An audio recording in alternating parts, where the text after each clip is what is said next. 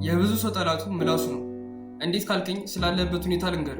ጠዋት ከቤት ስትወጣ ለራስህ ስለ ዓላማህ ሊሆን ይችላል ማውራት ካለብህ ገደብ በላይ ብቻ እንደማታወራ ቃል ገብተህ ወስነህ ከቤት ትወጣለህ። ከዛን ትምህርት ቤት ስትደርስ ተማሪ ስለሆንኩኝ ነው በትምህርት ቤት ምሳሌ ሰጠሁት።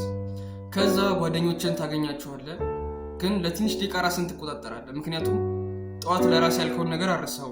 ከዛን ከትንሽ ደቂቃ በኋላ ራስን ስትለፈልፍ አንተን የማይመጡን ቃላት ስትጠቀም ራስን ታገኘዋል። ከዛን ማታ ወደ ቤት ስትሄድ ቁጭት ይበልሃል፣ የሚያሳዝን ስሜት ይሰማሃል።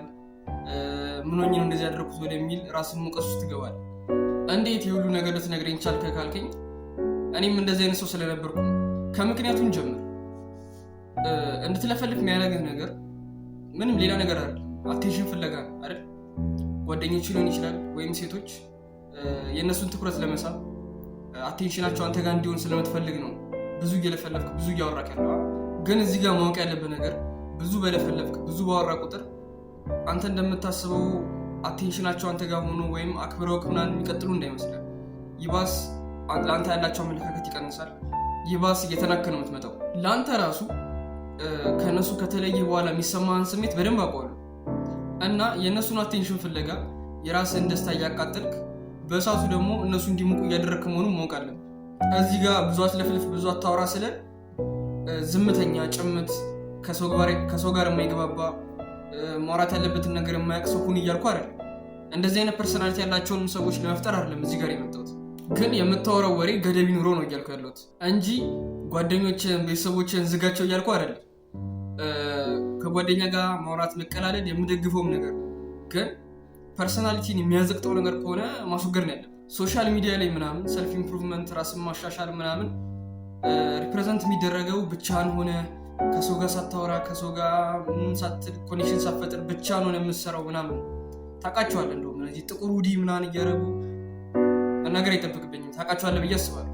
ጓደኛ ከሰልፍ ኢምፕሩቭመንት ማያወጣ ከሆነ ወደ መጥፎ ሀቢት ማይወስድ ከሆነ ማውራት መቀላለዱ መጫወቱ ይህን ያህል ጉዳት አለው ብዬ አላስብም። ከሰው ጋር አታወራ ብቻህን ሁን በሚለው ነገር አላምንም።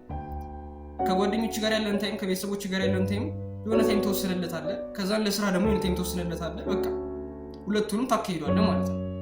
እንደ ወንድ ሀሳብን መግለጽ መቻል አለብህ፣ መናገር መቻል አለብህ፣ ከሰዎች ጋር መግባባት መቻል አለብህ፣ ተናግረህ ማሳመን አለብህ እንጂ ብቻህን ሆነ ከሰው ጋር ሳታወራ ከሰው ጋር እንትን ሳትል ምናምን ራስን ትቀይራለህ በሚለው ነገር ነው ያላምነው።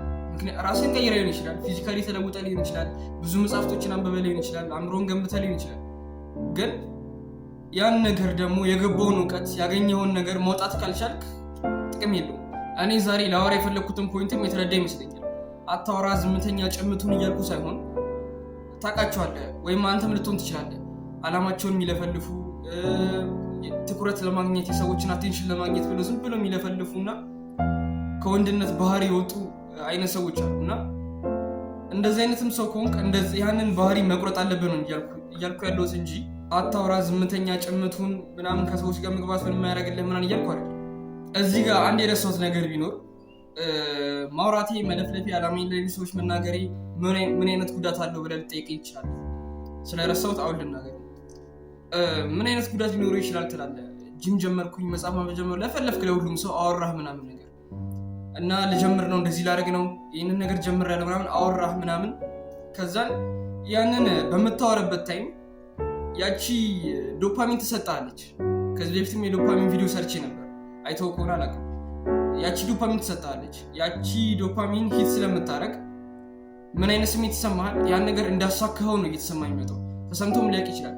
ስፖርት ልጀምር ነው ጂም ልጀምር ነው ለብዙ ሰዎች አወራ አይደል? ከዛን ያ ዶፓሚን ስለሚወጣ ያንን ነገር ያደረግከው አሪፍ ፊዚክ ያስክ ይመስልሃል፣ እውቀት የገነባ አእምሮን የገነባ ይመስላል። ስለዛ ያንን ስሜት የምታገኘው ከሆነ ለዛ ስራ ያለ ሞራል እየሞተ ይመጣል ማለት ነው። ስለዚህ ያን ስራ የምትሰራበትን ጉልበት በማውራት ጨርሰዋል።